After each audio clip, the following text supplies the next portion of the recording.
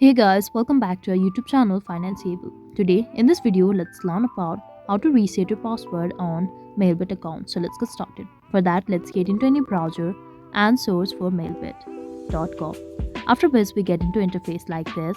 Over here on the top, we can see this option that is login. So let's tap on that.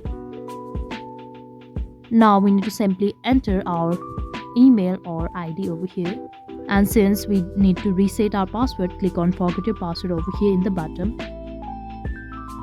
Now we need to enter our email address here, or you can continue with your phone number as well. So let's go for email address. And we need to simply click on send code over here.